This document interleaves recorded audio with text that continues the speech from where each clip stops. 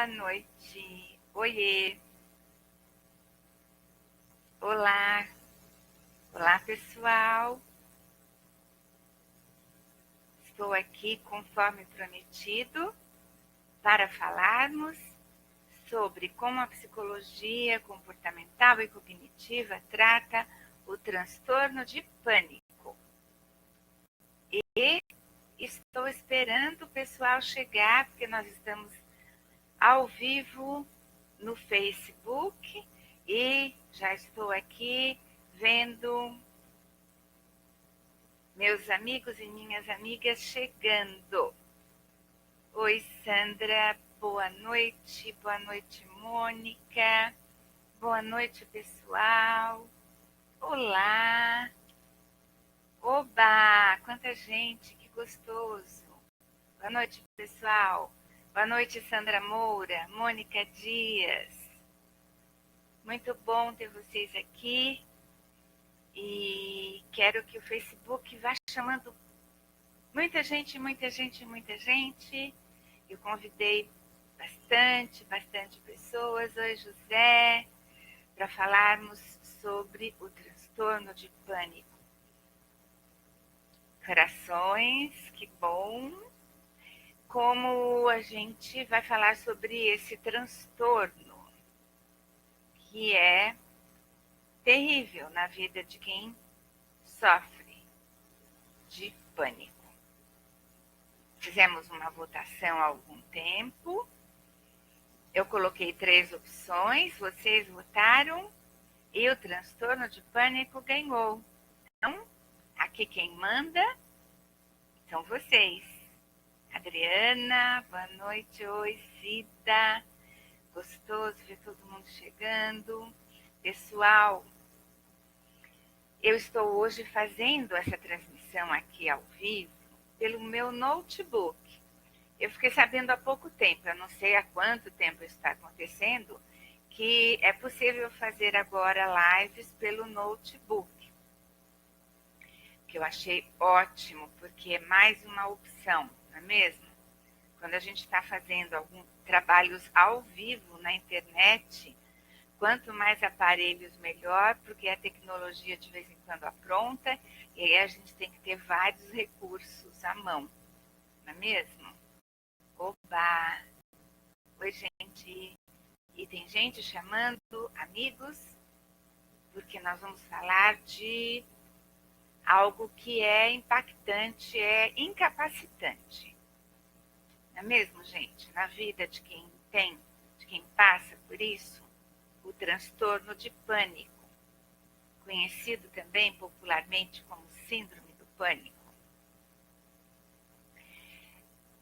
Para quem não me conhece, eu vou me apresentar. Meu nome é Regina Fernandes, eu sou psicóloga, especialista em psicologia comportamental e cognitiva, pós-graduada em tratamento da dor crônica, na psicologia comportamental e cognitiva, trabalhamos com todos os transtornos psicológicos e há tempos vocês vêm me pedindo para falar sobre o transtorno de pânico e eu tinha outras prioridades na frente. Então, chegou a vez de tratarmos deste assunto. Como a psicologia comportamental e cognitiva trata do transtorno de pânico. Então, gente, vamos começar.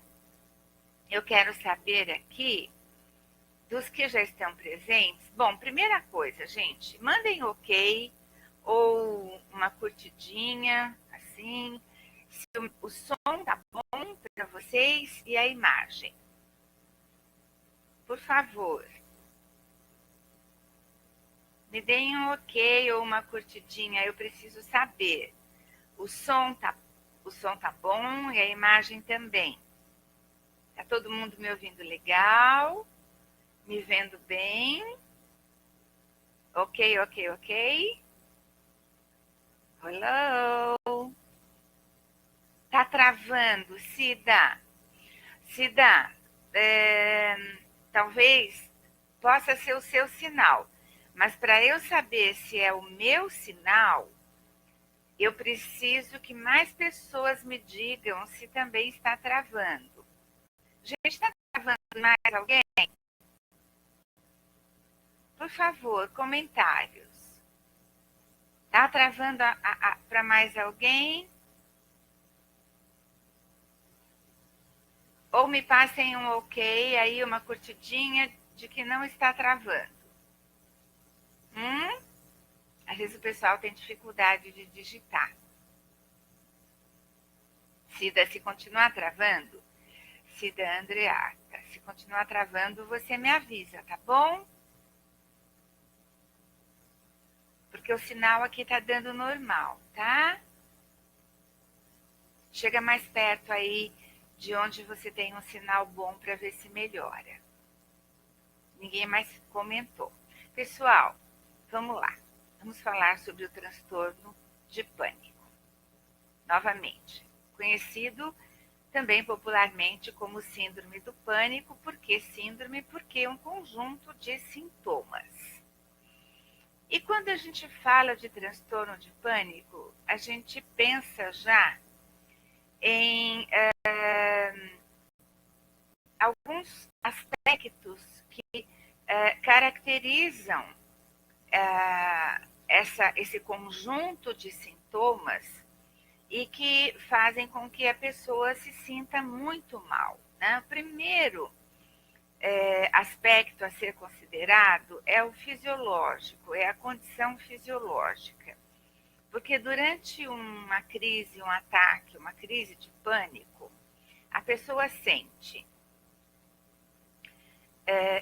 sintomas físicos como suor, palpitação, tremedeira, formigamento nas extremidades, nos pés e nas mãos. Né?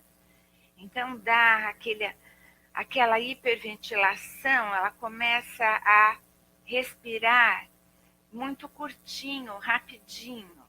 E essa hiperventilação, esse respirar curto, ele gera também tonturas. A pessoa se sente tonta, né? Sente tontura, vertigem, náusea. E eu gostaria, gente, que quem está aqui presente e se sentir à vontade de colocar alguma pergunta ou colocar algum comentário, porque já teve ou o transtorno de pânico, ou alguma crise de pânico. É legal a interação de vocês, tá bom? Ajuda aqui no nosso bate-papo, né? Porque tem bastante gente, então é legal vocês interagirem também, tá? No aspecto comportamental, o que a gente encontra são comportamentos de fuga e esquiva. Não sei se vocês entendem, mas a pessoa ela começa a querer fugir, a se esquivar, a sair daquela situação que ela não está entendendo, porque ela está se sentindo tão mal. E o que está acontecendo? Eu estou aqui nesse lugar e, meu Deus do céu, será que eu vou ter alguma coisa aqui? Então, ela quer fugir dali, ela quer se esquivar daquela situação.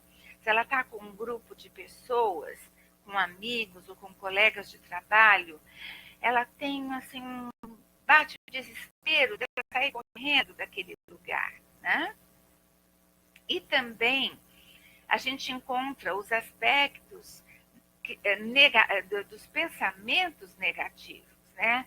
O elemento aí cognitivo, os pensamentos negativos.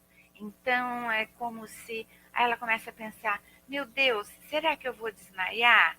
Será que eu vou ter um ataque cardíaco?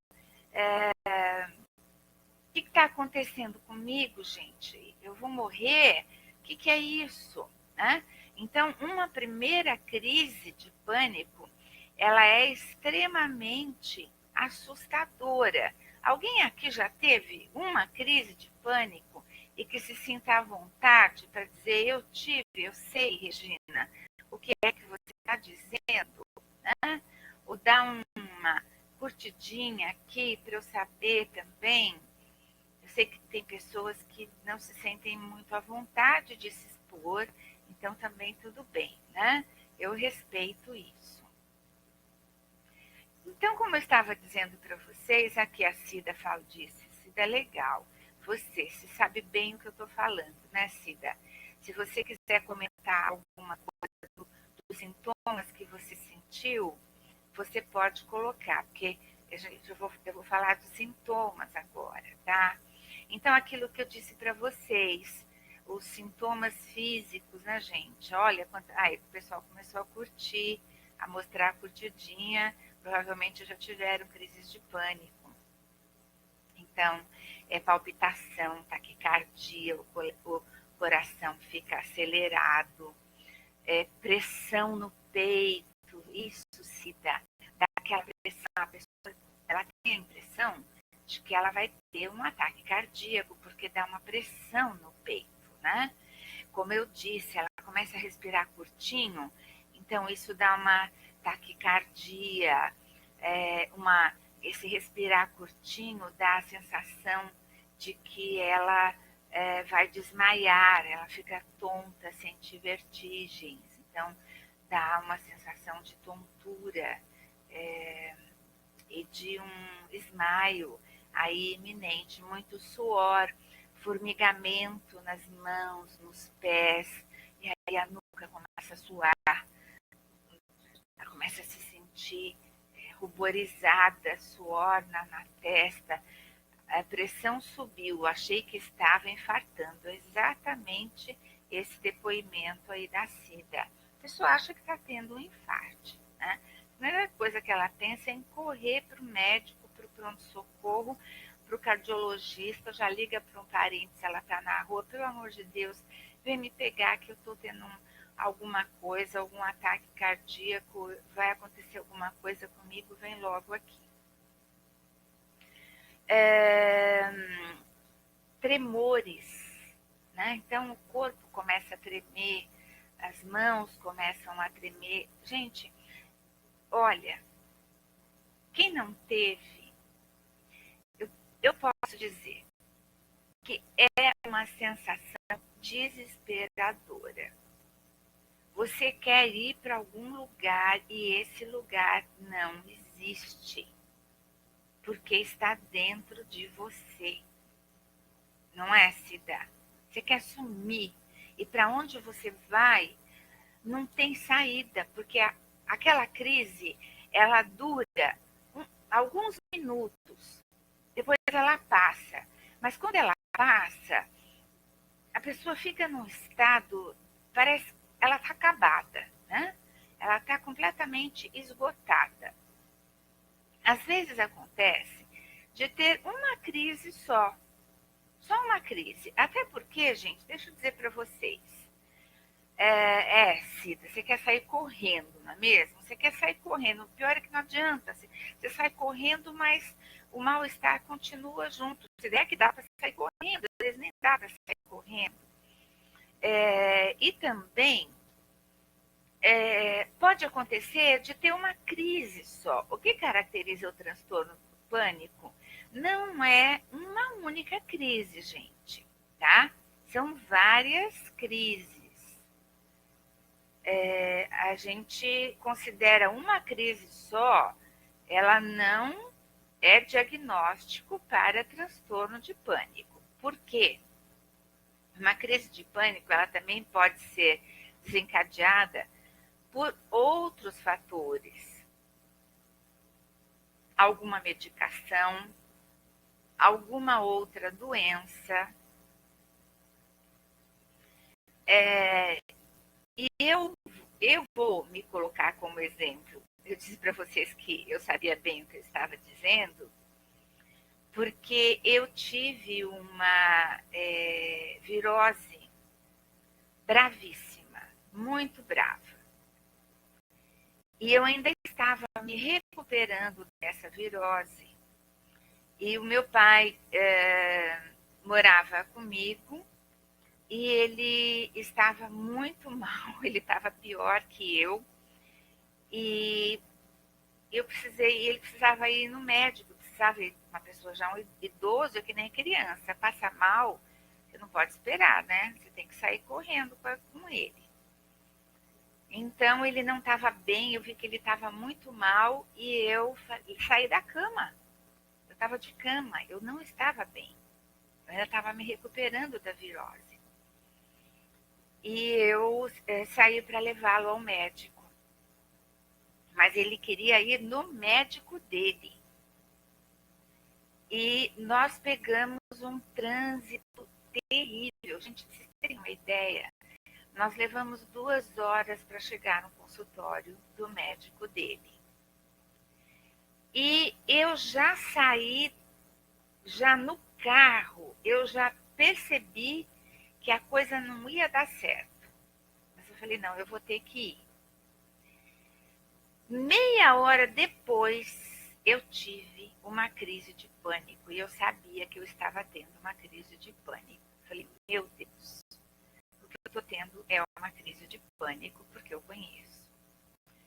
Me ajuda que seja só essa para que eu chegue até lá. E era exatamente todos esses sintomas que eu falei para vocês.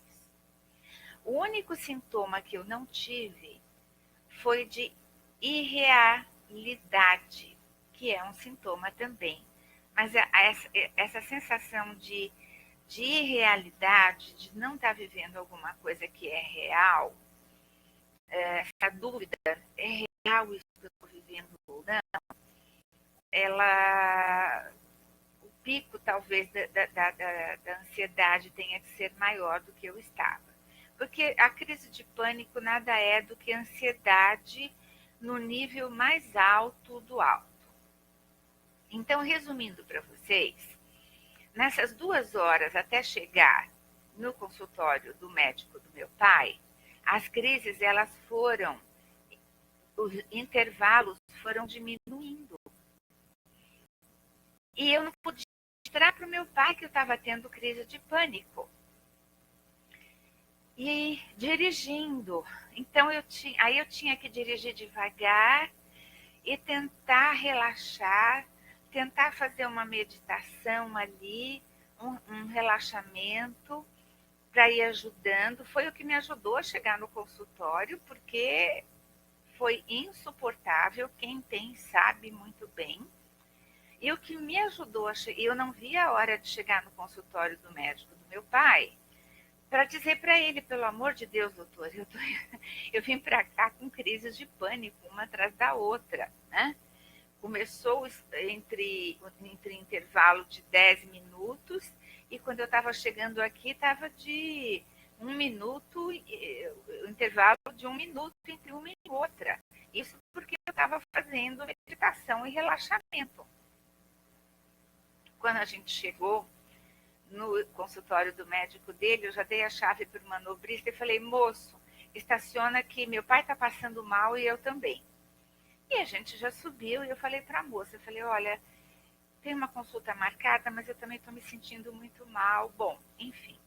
Aí eu expliquei o que estava acontecendo e expliquei que eu era psicóloga, que eu sabia que eu estava com crises de pânico e que eu tinha saído da cama para levar meu pai que não estava bem e que eu estava com uma virose muito brava.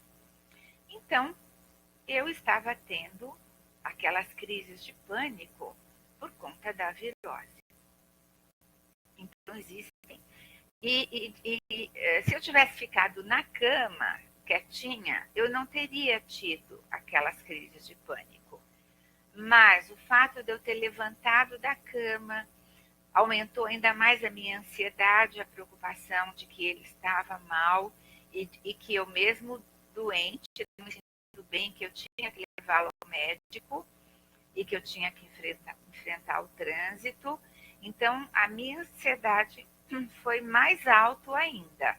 E aí eu entrei numa crise de pânico, eu entrei no pico da ansiedade. Então, para vocês entenderem, que uma crise de pânico ela pode acontecer isoladamente por conta, por exemplo, de você estar doente como uma virose, tá?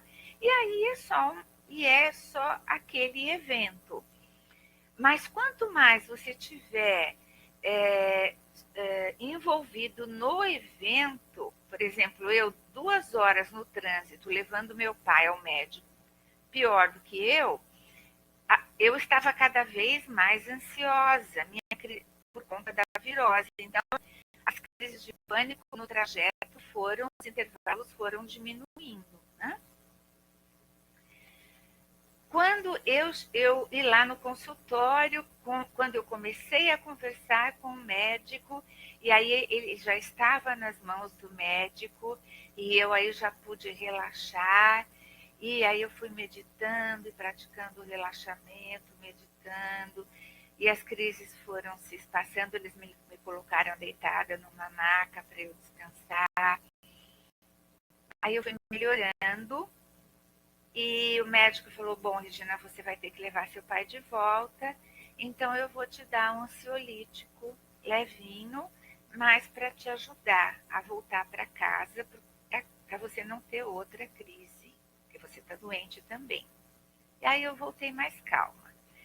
Mas eu voltei, gente, acabada, esgotada. Eu estava num nível de exaustão que eu me joguei na cama, eu não conseguia me mexer. Então, isto é uma crise de pânico, tá? Bom, quando os sintomas, esses sintomas, eles se repetem. A pessoa tem uma crise de pânico e nunca mais volta. Foi por um evento, ou uma medicação que ela tomou, ou como eu estava doente de cama e tive que viver um evento de extrema ansiedade, isolado. Mas quando as crises de pânico, elas permanecem, acontece uma semana, passa uma semana, 15 dias, pega a pessoa de novo, passa um outro intervalo, vem de novo.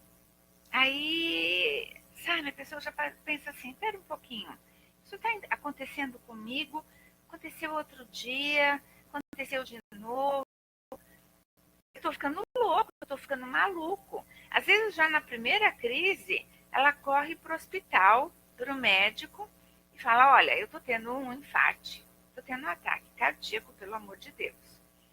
E se fazem todos os exames clínicos, dá tudo negativo. Não tem nada, não aparece absolutamente nada, gente. Nem exame de sangue, nem exame de imagem, nem ecocardiograma, nem eletrocardiograma, não aparece nada. Pressão arterial normal, oxigenação normal, batimento cardíaco normal. O médico fala, olha, clinicamente você está ótimo, você está ótima, não tem nada. Aí é que, bom, se foi uma crise só, a pessoa fala, bom, foi um mal-estar, tudo bem. Aí dá a segunda crise, a terceira, ela volta no médico. O médico fala, mas escuta, a gente já te examinou. Não, examina de novo, eu estou examinando, está tudo normal. Aí, o indivíduo, aí que ele entra em pânico mesmo. Não, eu estou enlouquecendo, estou ficando maluco. E quando vem a sensação de irrealidade, o sintoma de irrealidade, aí então é de pirar. Alguém já teve esse sintoma, gente, de irrealidade, de duvidar de que está vivendo aquele momento, de olhar no espelho e não se reconhecer? Dá um ok aqui para quem já sentiu isso. Essa sensação de irrealidade, gente, ela como se, exatamente o que eu falei, pacientes meus relatam que, por exemplo, se olham no espelho, se crises durante 10 dias seguidos. Nossa, de deixar a pessoa completamente doida, né? Cida, desesperada. Sim, Ana. Uhum. E pacientes que relatam que se olham no espelho e falam, mas meu Deus, quem sou eu? Quem é essa pessoa do outro lado do espelho? Gente, não é de deixar a pessoa maluca? É terrível. O transtorno do pânico é... Meu Deus, eu tive a sensação que não era eu. Se dá, sensação de realidade. Essa sensação de que você perdeu o controle, né? Perdeu o controle total, né? Não sei nem mais quem sou eu. Então, descolei, perdi o controle de mim mesmo e da vida. E muitas pessoas fora das crises, elas são calmas. Elas, até quando contam para outras que têm crise de pânico, outras pessoas não acreditam. Eu falo, imagina, você tem pânico, calma, do jeito que você é. E isso realmente acontece. Mas, o que passa a surgir depois de algumas crises? Uma ansiedade antecipatória, ou seja, ela não tem crise, ela está sem crise, mas aí ela está sempre alerta. Né, Cida? A Cida deve entender bem o que eu estou falando. Está sempre alerta, porque não tem crise, mas essa crise pode vir a qualquer momento, porque a crise não avisa mesmo. Ela vem. Ela pega a pessoa onde ela estiver. Então, ela já tem medo de dirigir, ou medo de dirigir sozinha, medo de sair, ou medo de sair sozinha, medo de trabalho, medo de trabalhar, de ter uma crise no meio do trabalho. Uma paciente minha, ela trabalha com treinamentos. O desespero dela é o medo do medo, exatamente, que cita.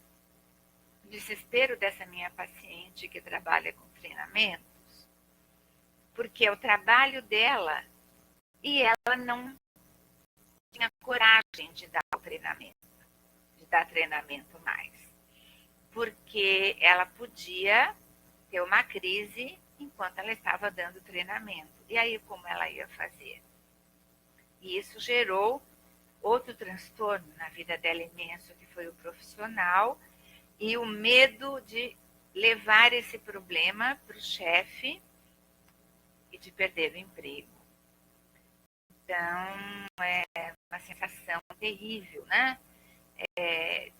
Inclusive a de não poder contar para a família e no trabalho, com medo de perder o emprego ou de lidar, inclusive, com o preconceito de que muitas pessoas têm, de que você está ficando louca ou você é muito impressionada, né?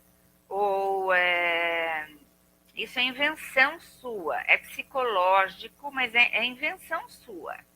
E, gente, transtorno de pânico tem um fundo biológico e um fundo psicológico.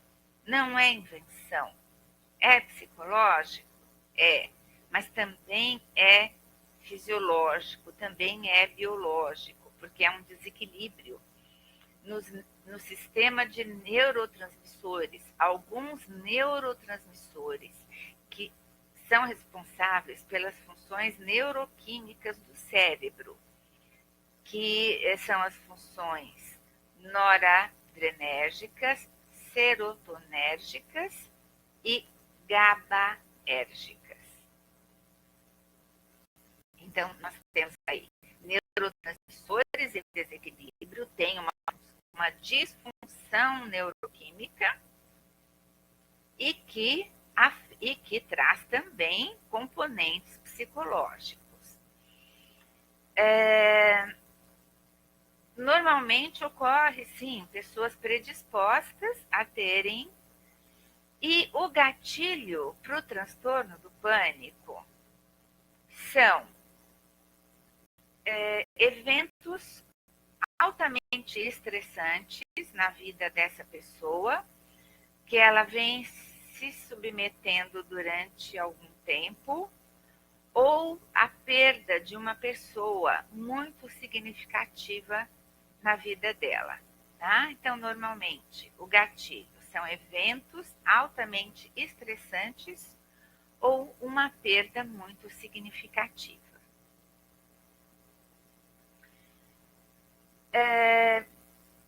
Diante desses eventos, desses sintomas tão perturbadores, físicos e psicológicos, o que acontece? O médico, ele mais informado, orienta, olha, você precisa procurar um psicólogo, uma psicóloga, também fazer uma avaliação psiquiátrica para ver o que está acontecendo, porque você está precisando de uma orientação aí psicológica e talvez psiquiátrica também.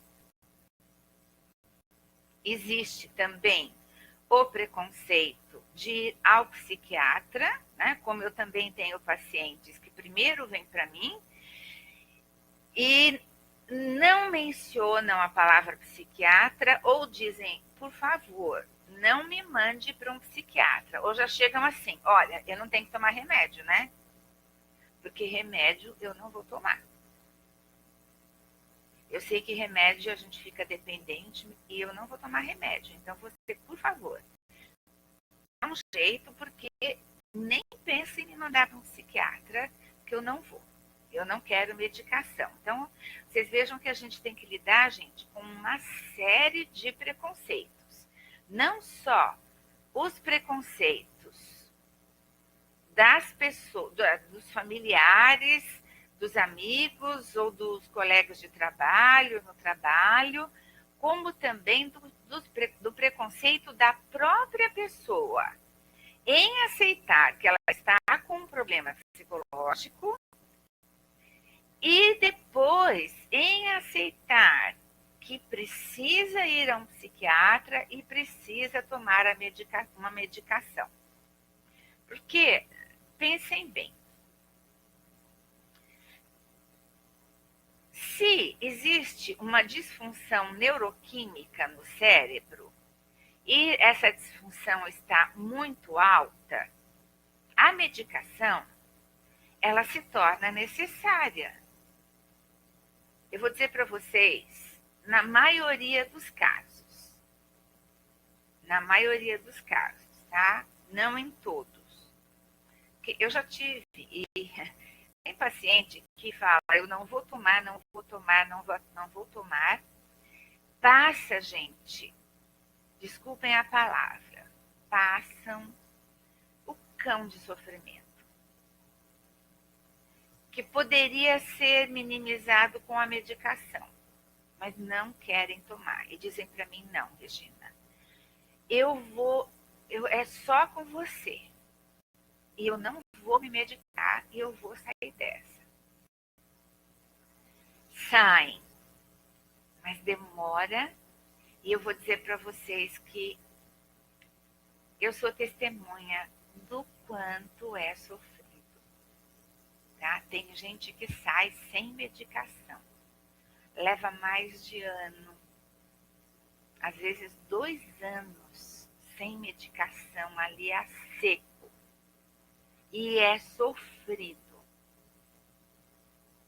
É sofrido que vocês não têm noção. A medicação ameniza porque o médico psiquiatra, ele dá a medicação certa, que normalmente são benzodiazepínicos, ansiolíticos por algum tempo só, e antidepressivos, alguns antidepressivos, por um tempo suficiente para que a ansiedade diminua, para que as crises diminuam, vão se espaçando, e a pessoa passa a interagir melhor na psicoterapia. Porque deixa eu explicar para vocês, sem a medicação, esses pacientes meus que não querem medicação, que são a minoria, às vezes, eles, no meio da sessão, eles falam assim, para de falar, só vem aqui, fica do meu lado, pelo amor de Deus. Aí eu tenho que ficar ali do lado da pessoa, ou então a pessoa fala assim, me conta alguma outra coisa, diz que eu não estou ficando louco, e eu tenho que ficar. E isso, às vezes a sessão para nisso. Aí ela fala assim, eu tenho que ir embora para casa agora, pede para alguém vir me buscar. Aí eu ligo para um familiar buscar, a pessoa vai embora. E isso dura, gente, imagina, né? Um tratamento que podia levar X tempo, ele leva X mais Y mais Z, sem a medicação, tá? Claro que é uma celebração no final, a pessoa vencer sem a medicação também. Assim como também é uma celebração vencer ter tomado a medicação por um tempo. E a terapia não ter sido tão longa às vezes, né? Enfim, mas isso, cada caso é um caso, e eu estou aqui colocando para vocês tudo o que acontece. Nossa, que silêncio, tá todo mundo ouvindo. Ninguém fala nada. Bom, gente, aí normalmente a crise de pânico ela é desencadeada na fase adulta, após os 25 anos. E se não tratada, existem pessoas que não aceitam o tratamento, aí surgem as comorbidades, que são outras doenças que começam a aparecer, tá? Aí vem depressão, e vem trazendo outros problemas. Então, os problemas psicológicos, os transtornos psicológicos, emocionais, eles vão se agregando, vem vindo outros, que aí se tornam realmente uma incapacitação imensa na vida dessa pessoa. Então, o transtorno de pânico, ele é uma doença de fundo neuroquímico, biológico e psicológico, e como tal, precisa ser tratado, precisa de ter tratamento. Eu até gostaria muito que esse vídeo, se pudesse ser compartilhado com pessoas que têm preconceito em relação ao transtorno de pânico, né? Que acha que não é doença, ou se vocês puderem levar familiares, alguém aqui que tenha transtorno de pânico e não consegue fazer tratamento, e levar esse vídeo para que os familiares assistam e que, por favor, ajudem esse ente querido de vocês a se tratar, porque se não tratar, piora. Então, seria excelente que a gente, com esse vídeo, conseguisse diminuir também o preconceito, tá bom, gente? Se a gente consegue diminuir o preconceito das pessoas em relação ao transtorno de pânico, a gente consegue resolver o problema de muita gente, tá? O transtorno de ansiedade pode ser confundido com o de pânico, Simone. O transtorno de ansiedade generalizada é diferente, tá?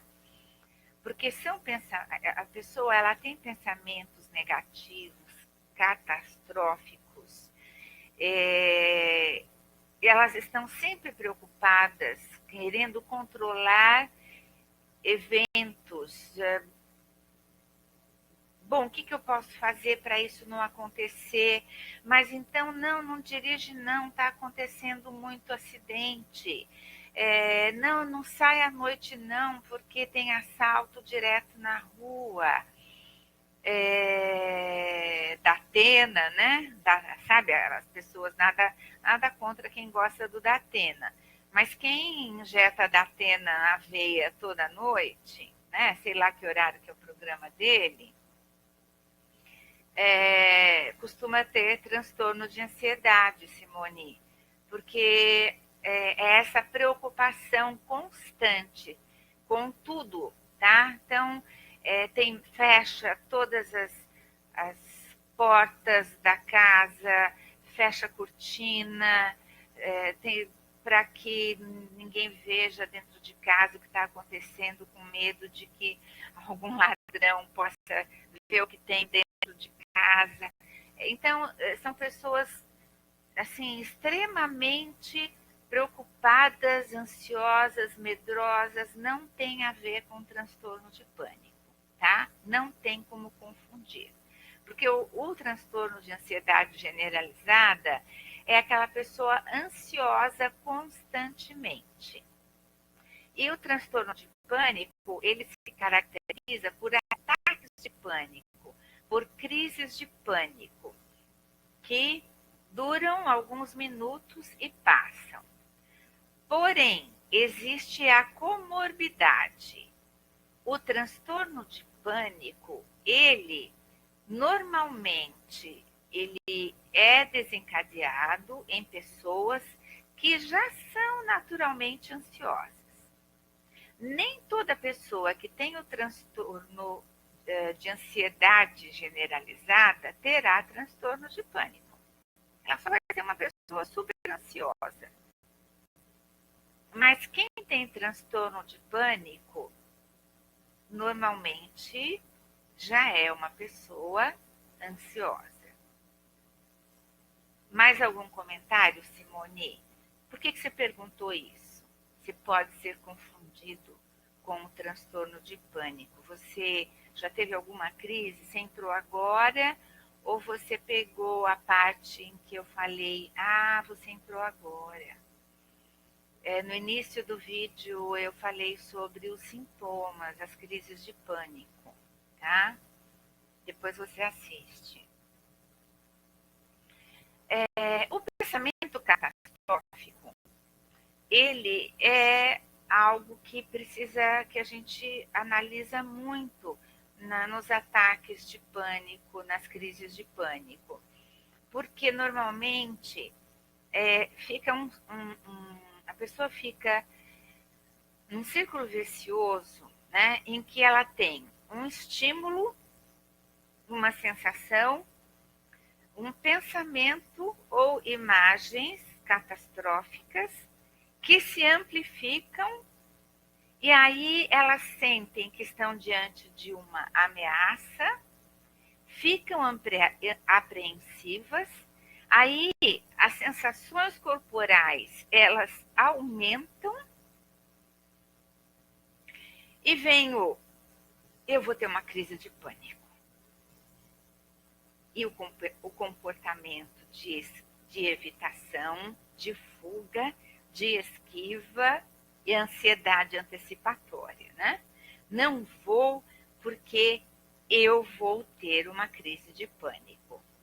Então, é o caso, por exemplo, da paciente que trabalha com treinamento, né? Tem um treinamento para eu dar, pronto. E agora como é que eu vou fazer, né? Aí ela já dá a sensação, já começa a suar. Eu vou dar um treinamento, a mão já começa a suar. O que eu vou fazer agora? E aí já vem o pensamento. Eu vou lá no meio do treinamento, eu vou ter uma crise. A minha mão já está suando. Ela já tem o pensamento de que ela já vai ter a crise durante o treinamento.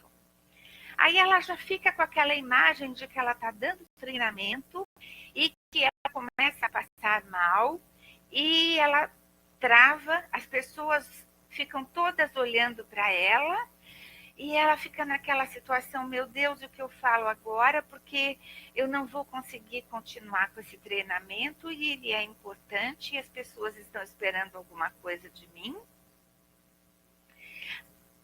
As sensações se amplificam, aí ela já tem aqueles sintomas, já não aconteceu nada, mas aí ela já está suando, ela já está tremendo, ela já está com taquicardia, só porque ela vai dar um treinamento e não é nem necessariamente uma crise de pânico. São sintomas que começam a aparecer. E ela já se sente ameaçada, apreensiva. Meu Deus, eu não vou dar essa crise de pânico, porque olha, eu já estou com as sensações aqui começando. Aí ela dá um jeito de fugir do treinamento. É o comportamento de fuga e esquiva, por conta de tudo isso que eu expliquei, que se chama esse ciclo todo que acontece da ansiedade antecipatória. E o comportamento de fuga e esquiva nada mais é do que ela vai inventar alguma coisa e não vai dar o treinamento, né? Vai inventar. Né? Aí eu vou aqui dar algumas desculpas, vou aqui criar, né? Vou dar alguns exemplos. Mentira, por exemplo, né? As pessoas inventam alguma coisa no trabalho, no dia do treinamento, ou antes, né? Olha, o treinamento vai ser no dia tal, só que no dia tal você vai precisar arrumar tal pessoa para fazer o treinamento. Não é que a minha paciente disse isso, tá, gente? Mas aqui eu estou dando um exemplo. Você vai ter que arrumar. E também aqui, respeitando todos a questão de sigilo e confidencialidade, né? Porque eu mudo um pouco quando eu vou dar o exemplo, e não digo também o nome da pessoa, então, enfim, é um exemplo baseado no fato real, né? Mas eu estou respeitando o sigilo e a confidencialidade. Mas eu estou dando aqui o que poderia ser dito, né? Não, então no dia tal, sabe, chefe, vai ter o treinamento, mas eu não vou poder dar esse treinamento porque a minha avó vai fazer uma cirurgia. E, e quem vai levar minha avó para a cirurgia sou eu, né? Então, a minha tia vai fazer uma cirurgia, a minha avó ou a minha tia, né? A avó e a tia já morreram, mas o chefe não sabe, né? Minha avó, minha tia vai fazer uma cirurgia e eu vou ter que levar. Então, é uma cirurgia muito grave, eu não vou poder dar o treinamento. E aí, no outro treinamento, ela vai inventar outra desculpa. Enfim, é mais ou menos assim que a coisa acontece.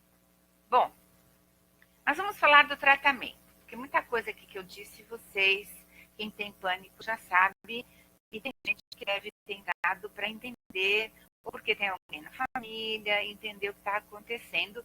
Por isso que eu me alonguei em explicar o que é o transtorno de pânico, sintomas, que é uma doença de fundo biológico e psicológico, precisa de tratamento, precisa de medicação, né? E que sem medicação é possível, mas não é nada fácil, às vezes não é possível. Um negócio aqui no meu cabelo, o que é isso? Bom, parece... Ah, achei. Melhorou, gente? Ah, deixa pra lá, né? Bom, aí, não, como é que a gente trata? Como que a psicologia comportamental e cognitiva trata o transtorno de pânico? Primeiro, conhecendo o histórico de vida da pessoa. Se já teve alguém na família, já teve algum transtorno psicológico, psiquiátrico, transtorno de pânico, de ansiedade, depressão, como que é a vida dessa pessoa, se ela passa ou já passou por alguma perda muito significativa, se ela vive em ambientes estressantes, hostis, né? A gente também avalia através de questionários específicos da psicologia para avaliação de transtorno de pânico. Nós ensinamos as pessoas a fazerem diários, registros do que estava acontecendo, e elas têm que fazer isso diariamente, para que elas vão entendendo como é que elas funcionam, tá? Isso na psicologia comportamental se chama análise funcional do comportamento. É usado também na terapia cognitivo-comportamental, tá? Esse registro, esse diário. Então, em que horário ela teve determinadas sensações, o que ela estava fazendo, o que ela pensou, como ela se comportou, o que ela pensa que desencadeou aquelas sensações, para que ela possa ir entendendo como é que ela reage, para que ela possa ter um mapa na frente dela e olhar e falar, eu funciono assim, né? Em determinadas situações, eu penso dessa maneira. E esses pensamentos, que são pensamentos catastróficos, automáticos, que são chamados de crenças irracionais, normalmente, vamos dizer que ela, em determinado momento lá do dia, né, ela passou um avião perto do prédio dela, né, como está passando um avião aqui agora, e aí ela tem um pensamento, uma crença irracional.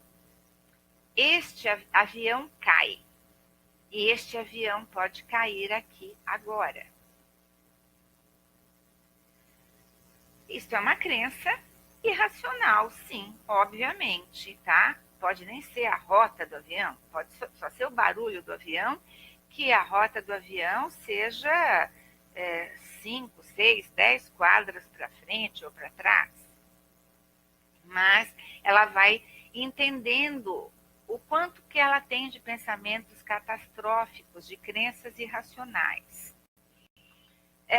Nós fazemos também, nesses diários, uma análise também comportamental, né?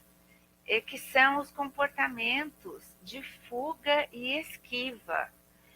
O que ela faz nesse momento em que ela tem esse pensamento catastrófico, né? Ela sai do prédio, ela vai para a casa da vizinha e dá uma desculpa qualquer para a vizinha sair com ela, ir para a padaria com ela. Que comportamento que ela tem? A gente faz treino de respiração, porque normalmente, Simone, também, a pessoa que tem ansiedade, ela já respira curtinho, né? Então, é a hiperventilação. O ansioso respira curtinho. Então, a gente faz um treinamento de respiração, como respirar corretamente, que é a respiração diafragmática, que é uma respiração mais longa. Então, esse treino de respiração é muito importante. A gente ensina a pessoa a interpretar, através desse registro, ela interpretar, fazer uma análise dos pensamentos catastróficos dela, das crenças irracionais e também dos comportamentos dela. Como que ela age, como que ela se comporta diante daqueles estímulos. Então, esse registro diário, ele é super importante para que a gente possa ir trabalhando essas transformações, né? Então, vamos dizer que a sensação lá, ela coloca no registro dela, ela teve uma falta de ar. Aí ela interpretou essa falta de ar como eu vou ter um ataque cardíaco. E aí ela sente que a ansiedade dela fica mais elevada ainda, e aquelas outras sensações corporais vão aumentando. Então, ela precisa passar a racionalizar tudo o que ela já aprendeu. Não, espera um pouquinho. Eu já sei que o que eu tenho é essa falta de ar. Não é porque eu vou ter um ataque cardíaco. Eu já estou fazendo esse meu diário, eu já estou entendendo o meu mapa, né? Meu mapa de funcionamento, e eu racionalizando, eu sei que eu estou respondendo, me comportando desta forma, porque é assim que eu funciono, mas eu não quero mais. Eu vou mudar a minha história, porque agora ela já identifica os pensamentos negativos dela e os comportamentos associados a esses pensamentos. Ela já tem uma análise dos eventos em que esses pensamentos vêm e a forma como ela reage a esses eventos. E aí nós ensinamos essa pessoa a quebrar esses pensamentos negativos e ensinamos, através de técnicas apropriadas, essa pessoa a ampliar o repertório comportamental dela, de que outras formas ela pode agir para superar aquelas sensações, mudar aqueles pensamentos catastróficos e aí sim diminuir toda aquela ação neuroquímica que aí já está. Antes não, ela não estava, ela não tinha controle sobre isso, sobre essas sensações. Agora ela já tem o controle sobre essas sensações neuroquímicas. Então ela já pode controlar e essas sensações vão diminuindo e passando. Depois disso, nós passamos a colocar essa pessoa a fazer uma exposição gradativa às situações que antes ela evitava. Então, vamos dizer que seja dirigir sozinha, tá? Ela não dirigia mais sozinha. Então, agora, ela já tendo passado por toda essa etapa dos registros, tudo isso que eu já falei para vocês, ela, novamente, um monte de gente assistindo, maior silêncio, todo mundo atento, mas isso é bom. Gradativamente a gente vai expondo, então, bom, tá legal. Hoje,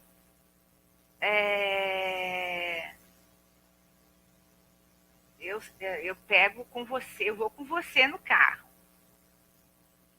Só que eu vou com você no carro, entro, e eu ando um quarteirão com você. Depois eu desço e você vai até o próximo quarteirão sozinho. Só um exemplo, tá? É uma exposição gradativa. Aí depois, eu fui até o próximo quarteirão sozinho. Beleza. No próximo, bom, então tá. Eu desço, mas eu não vou entrar no carro com você. Vai sozinha vai andar 2 quarteirões sozinhos. Então eu desço, não entro no carro.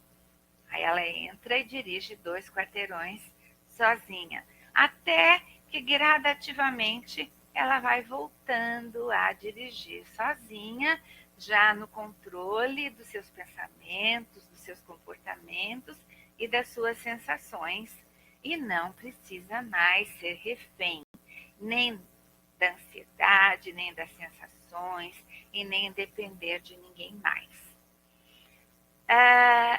Ensino também, eu falo aqui, ensinamos, coloco no nós, porque eu estou falando também aí em nome das psicólogas, dos psicólogos que também usam, né, essas estratégias da psicologia comportamental e cognitiva, também técnicas de relaxamento para que essa pessoa continue fazendo, porque eventualmente, quando ela tiver algum evento estressante, ela pode voltar a sentir algum sintoma, mas aí ela já vai lá, já sabe fazer a técnica de relaxamento, legal, as curtidas, de meditação, o treino da respiração e voltar a ter o controle novamente da situação, né?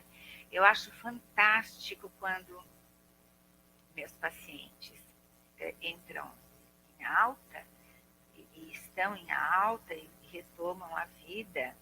E às vezes, eventualmente, ou às vezes eles me dão um feedback, às vezes a gente se encontra, né? Ou eu sou convidada, às vezes casam, alguma coisa assim, né?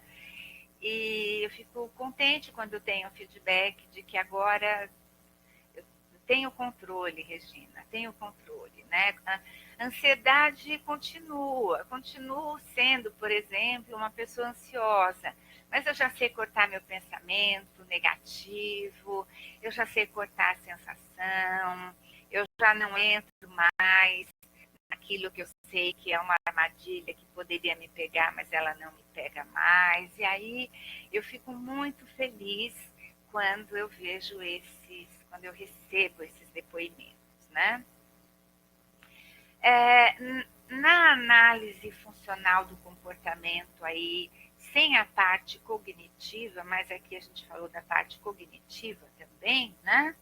A análise funcional do comportamento, considerando a análise do comportamento, ela se baseia em você avaliar um contexto, por exemplo, a perda de uma pessoa querida, aí um antecedente. Eu tenho aqui do lado, neste momento, a minha Border Collie, não sei se vocês estão ouvindo os passinhos aqui no chão, ela tem pânico de, como é que chama? Rojão, né? Então, soltando rojão aqui perto.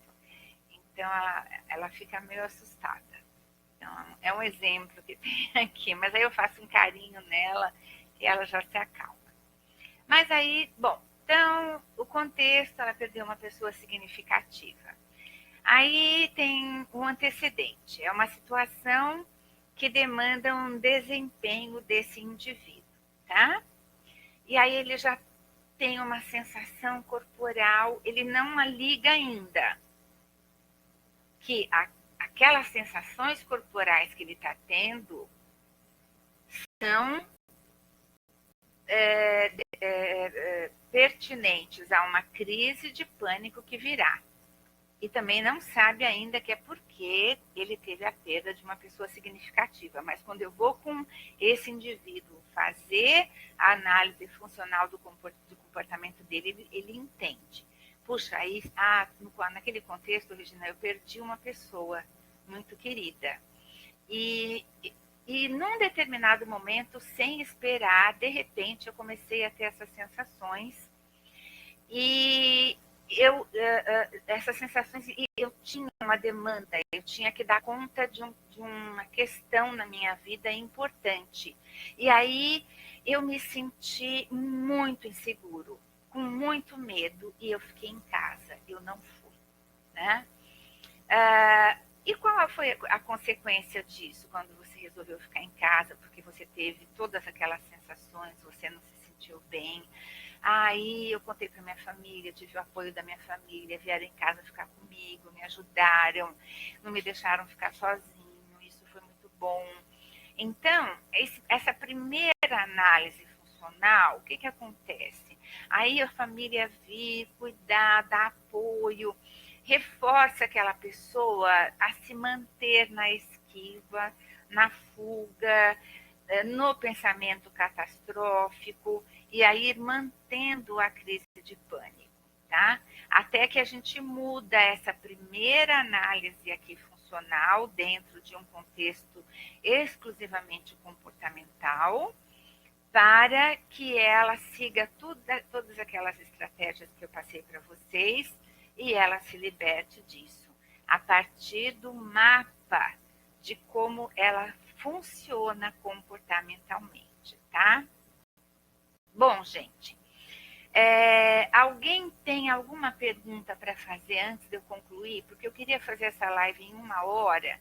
Eu tinha me programado para que fosse 1 hora, porque eu sei que vocês estavam esperando muito por isso. Alguém tem alguma pergunta a fazer? Vão pensando aí se vocês têm alguma pergunta a fazer. Enquanto eu faço mais alguns comentários.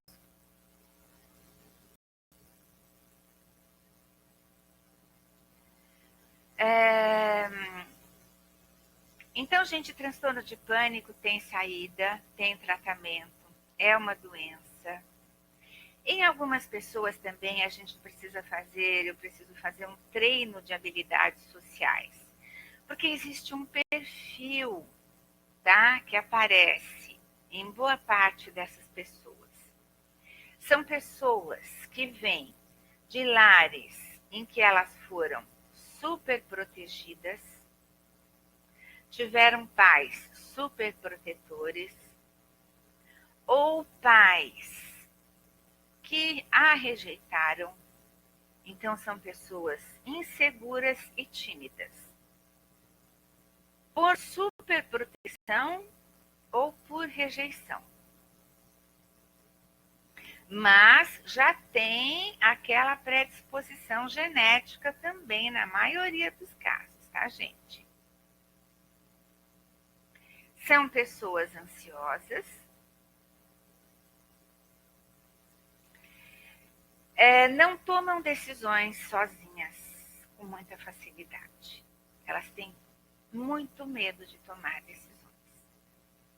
Elas precisam, normalmente, da ajuda, da opinião de outras pessoas para elas tomarem uma decisão. Alguém se identifica, viu o case aqui passando? Algum comentário? Silêncio. Gente, tem um monte de gente assistindo, mas tá maior silêncio. Pergunta, gente, não tenham vergonha. Cida, você ainda tá aí? Ou você saiu? Tomou alguma medicação ou não? Faz tratamento ou não? Simone Pereira ainda tá aí? Tem algum comentário? Deixa eu ver aqui se eu desço também, que eu parei de descer os... Estou vendo curtidas aqui. Ok, Simone. Bem, novamente recapitulando. Medicação.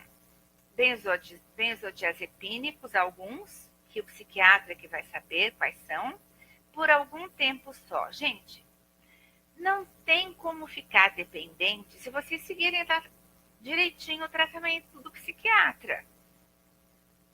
E não vão em outro especialista, tá? É psiquiatra. Quem cuida de transtorno de pânico da parte medicamentosa é psiquiatra, por favor. Nada contra outras especialidades, mas nesta área, quem vai medicar é o psiquiatra. Não se automedique, pelo amor de Deus. Não é porque a tua vizinha teve e usou tal benzodiazepínico e foi bom para ela, que você vai lá e pede emprestado o remédio dela, pelo amor de Deus, tá bom? Vai no psiquiatra. Segue a prescrição dele, não para de tomar por sua conta também. Quando falam isso, eu dou a maior bronca na pessoa. Porque se para de tomar um benzodiazepínico, de repente, ou um antidepressivo, vem o efeito rebote. Os sintomas pioram. Então, não parem de tomar medicação bruscamente. Não deu certo, você não está se sentindo bem, você está com um efeito colateral, volta no psiquiatra. Doutor, eu não gostei desse remédio. E ele experimenta outro com você. Porque a medicação também tem que ser ajustada. Uma medicação não dá certo para você, dá para outra pessoa, ou a dosagem, até ele acertar. Ou o antidepressivo, que tem o antidepressivo certo também, que vai caber, vai ser o adequado para você. Então, você nem vai se automedicar, tá? Se você, por acaso, você vier para mim, a primeira coisa que você vai levar uma bronca, e nem vai parar de tomar o remédio por sua conta se ele for prescrito pelo médico. Você vai voltar lá no psiquiatra e junto com ele vai adequar a medicação. Não gostou do psiquiatra? Ok. É porque aquele psiquiatra não foi feito para você e nem você para ele. Mas tem o psiquiatra feito para você. E você vai encontrar. Assim como tem o psicólogo, a psicóloga feita para você e você para ela ou ele, ou não, né? É quando a pessoa chega para mim e fala assim, eu fui num psicólogo, numa psicóloga, não gostei. Ok, é uma questão de empatia, de afinidade, é normal isso acontecer. Então é normal você não gostar de um psiquiatra ou uma psiquiatra, um psicólogo ou uma psicóloga, mas nem por isso você vai abandonar o tratamento. Você só vai mudar o profissional e continuar o tratamento. Entenderam o que eu estou falando? Ok, gente? Bom, pessoal, isso era o que eu tinha para dizer para vocês. Mais alguma dúvida? Alguma pergunta?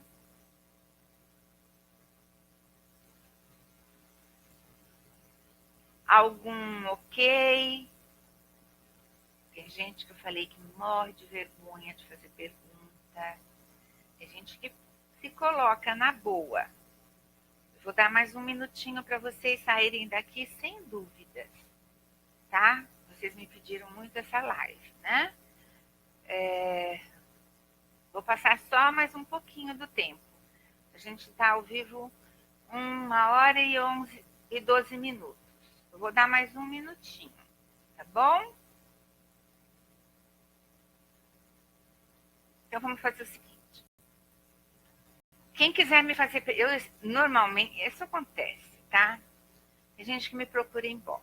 Pode procurar, tá bom? Pode me procurar em box que eu vou responder, tá? Pessoal, vocês me desculpem se eu fiz uma live mais longa, né? Minhas lives, elas duram, às vezes, 30 minutos, às vezes 45. Essa eu acho que foi uma das mais longas. Porque o transtorno de pânico, vocês viram que eu falei até de tratamento, como a gente trata na linha comportamental e cognitiva o transtorno de pânico, né? Aí, com a única mudança na comportamental, que é aquela exposição gradativa e a dessensibilização que eu fui mostrando com o exemplo do carro, tá bom? Do dirigir, né? Que é dessensibilizar a pessoa daquelas sensações anteriores. Isso é parte aí da análise do comportamento, né? Tá bom? Então, ok. Pessoal, olha, eu cumpri a minha promessa. Obrigada, queridos e queridas. Muito obrigada pelas curtidas. Uau! Que bom, gente. Que bom que vocês gostaram. Espero ter atendido aí as dúvidas todas de vocês, tá? Cumpri a minha promessa, hein? Tá? Lá na votação, vocês pediram e eu fiz. Mas deixa eu contar uma coisa para vocês. Eu não me lembro qual foi a segunda opção que ganhou. Não sei se foi depressão em dor crônica. Eu não sei. Então, para não deixar aquele pessoal descontente, eu vou, em dezembro, fazer a live eu vou ver qual é. A que ganhou a que pegou o segundo lugar, a vice. Eu acho que é depressão em dor crônica. E eu vou fazer a live sobre depressão em dor crônica, se for essa. Eu não lembro se foi essa ou se foi o transtorno bipolar, tá bom? Ok, meus amores. Boa noite. Um beijo enorme. Super obrigada Adorei ter vocês comigo. E gostei de poder estar aqui trazendo todas essas informações. Ai, que gente linda! Muito feliz que vocês gostaram, tá bom? Queridos e queridas, beijo enorme, uma boa noite, cuidem-se, vamos quebrar o preconceito em relação ao transtorno de pânico, certo? É uma doença como qualquer outra, não é verdade? Ninguém tem vergonha de dizer que fez teve que colocar um stent no coração, fazer uma ponte de safena. Ninguém tem vergonha, né? Todo mundo aceita numa boa. E por que ter vergonha do transtorno de pânico? Nosso cérebro é um órgão, também como o coração. Fica doente também, do mesmo jeito. Do mesmo jeito que o coração, do mesmo jeito que os rins, do mesmo jeito que o fígado, do mesmo jeito que o estômago, tá? É um órgão do nosso corpo. Não tem que ter vergonha e não tem problema nenhum em ter problema no cérebro, se a gente tem problema nas outras partes do corpo, certo? Beijo, fui. Tchau, gente. Nossa, muito tempo. Até a próxima, até dezembro, outra live, tá bom? Eu aviso.